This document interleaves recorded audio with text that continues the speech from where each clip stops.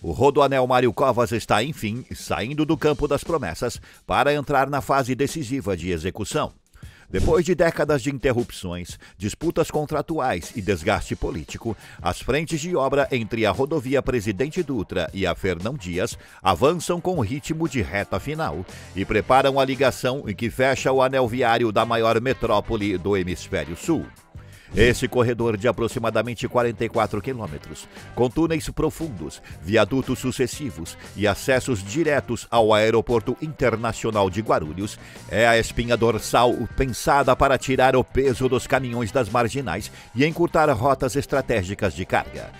Com previsão de entrega parcial do segmento Dutra Fernão Dias até o final de 2025 e conclusão total projetada para o segundo semestre de 2026, o canteiro virou laboratório de soluções técnicas revolucionárias na América Latina.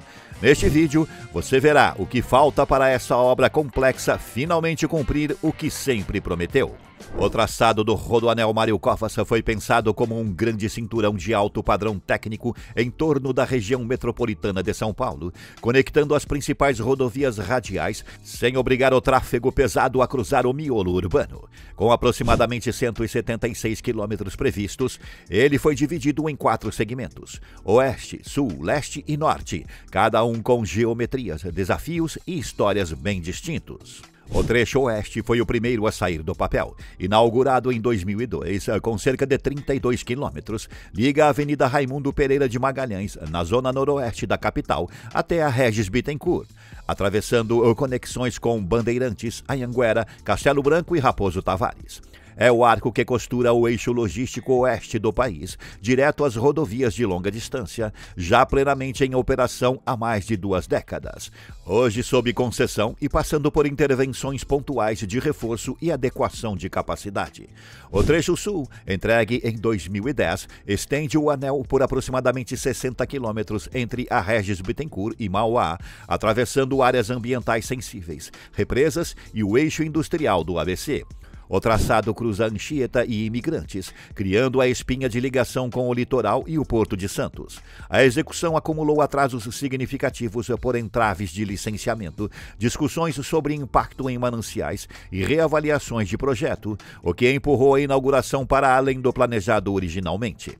Hoje, opera como corredor estruturador do transporte de cargas em direção ao litoral, com pedágio concedido à iniciativa privada. O trecho leste fecha a costura do anel do lado oposto. Com 43,5 quilômetros, conecta Mauá à rodovia Presidente Dutra em Arujá. Teve trechos inaugurados em 2014 e conclusão funcional em 2015, após ajustes contratuais, discussões sobre custos e replanejamento de interferências urbanas no Alto Tietê. É o elo que recebe o fluxo vindo do Sul e do Porto de Santos e o projeta direto para Dutra e Ayrton Senna, hoje em plena operação. E é no trecho norte que o mapa muda de escala. São 44 quilômetros projetados entre a Avenida Raimundo Pereira de Magalhães, em ligação com o Oeste, e a Dutra, passando por São Paulo, Guarulhos e Arujá, cruzando a Serra da Cantareira e integrando diretamente a Fernão Dias, a Dutra e o acesso ao Aeroporto Internacional de Guarulhos. Nesse segmento se concentra o maior pacote de obras de arte especiais do Rodoanel. Mais de 100 de estruturas entre viadutos estaiados ou convencionais, pontes sobre vales encaixados, passarelas e túneis duplos em meia encosta, desenhados para vencer relevo acidentado, áreas urbanas consolidadas e faixas de preservação. A história do Rodoanel Mário Covas é a história de uma ideia que atravessou décadas até sair do campo dos estudos e se transformar em estrutura física ao redor da Grande São Paulo. Desde a primeira metade do século XX, técnicos e governos discutiam uma via de contorno capaz de tirar o tráfego de passagem do núcleo denso da metrópole. As marginais e alguns corredores viários surgiram como tentativas de aliviar esse fluxo, mas acabaram absorvidos pelo crescimento urbano, cheios de cruzamentos, acessos locais e sinais. Faltava uma rodovia desenhada desde a origem como o anel de alto padrão, com função clara de desviar, organizar e conectar. Nos anos 80, essa discussão ganha forma mais técnica com a proposta da Via Perimetral Metropolitana. Estudos de traçado começam a comparar distâncias em relação ao centro, impacto sobre ocupação do solo, projeção de demanda de caminhões e possibilidade de integrar todas as grandes rodovias radiais em um único arco. Em 1992, esse processo converge para o desenho que daria origem ao Rodoanel.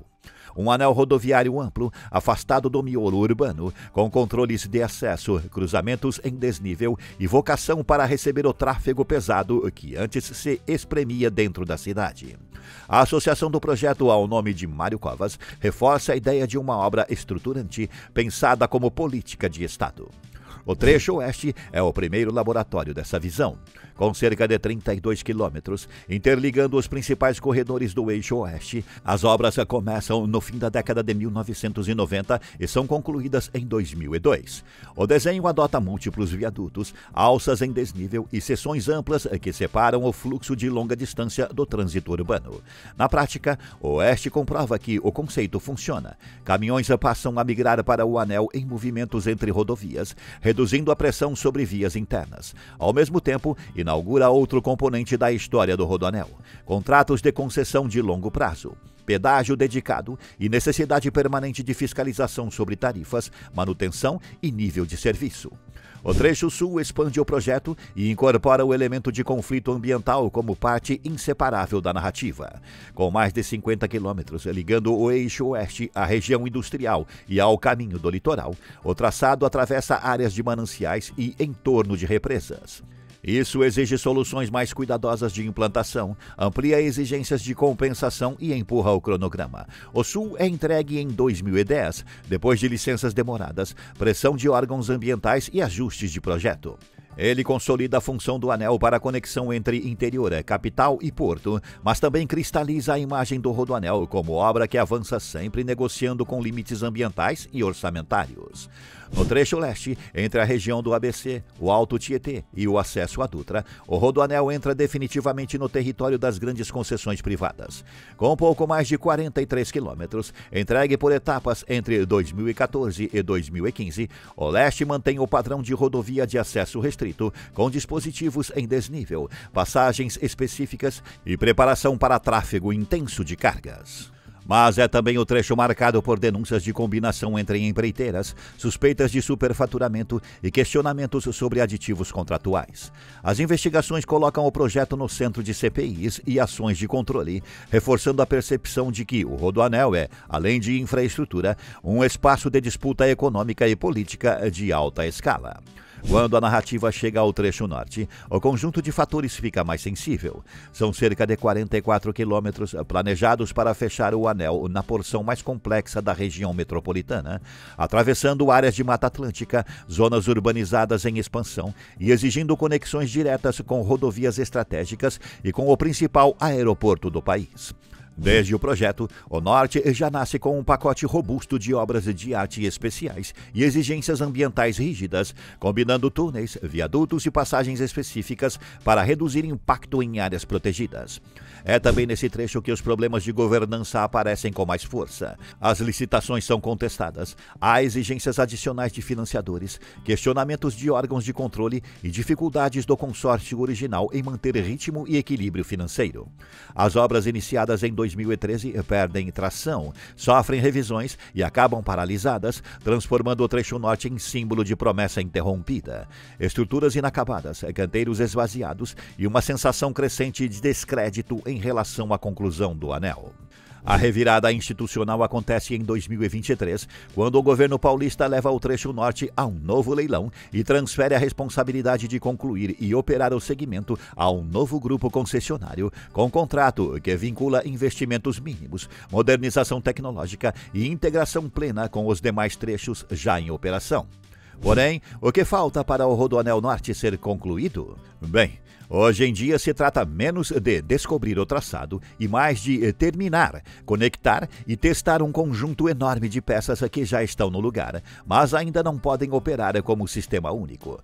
No primeiro segmento, entre a Presidente Dutra e a Fernão Dias, o foco agora é fechar acabamento e funcionalidade. Boa parte das pistas principais já está terraplenada e pavimentada, com viadutos montados e alças estruturais lançadas, especialmente na região de Arujá e nos entroncamentos com a Dutra, onde vigas metálicas de grande porte foram instaladas entre agosto e setembro para formar as conexões definitivas.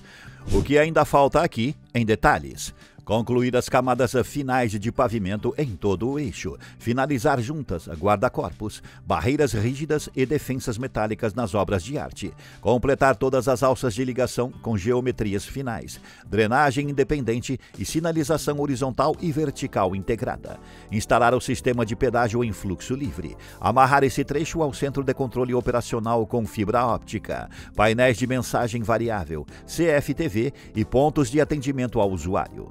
Entregar as bases operacionais, balanças e áreas de escape projetadas para cargas especiais. Todo esse pacote transforma um asfalto pronto em corredor efetivamente seguro e monitorado. No segundo segmento, da Fernão Dias até a ligação com o trecho oeste, o que falta é mais pesado. Este trecho concentra túneis, taludes altos e viadutos longos em áreas de relevo crítico e ocupação urbana densa.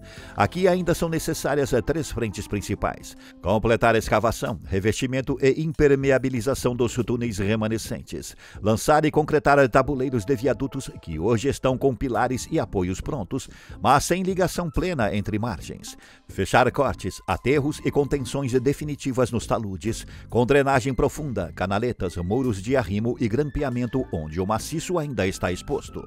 Em paralelo, é preciso concluir as vias marginais e dispositivos de acesso local que costuram bairros do entorno, instalar barreiras acústicas nas áreas sensíveis, executar passagens de fauna e consolidar áreas de compensação ambiental associadas ao traçado na Serra da Cantareira. Um componente crítico que ainda corre por dentro da obra é a recuperação das estruturas herdadas do antigo contrato. A auditoria do IPT identificou mais de 1.000 falhas na fase anterior, incluindo infiltrações, fissuras, problemas de drenagem e estabilidade em taludes e viadutos.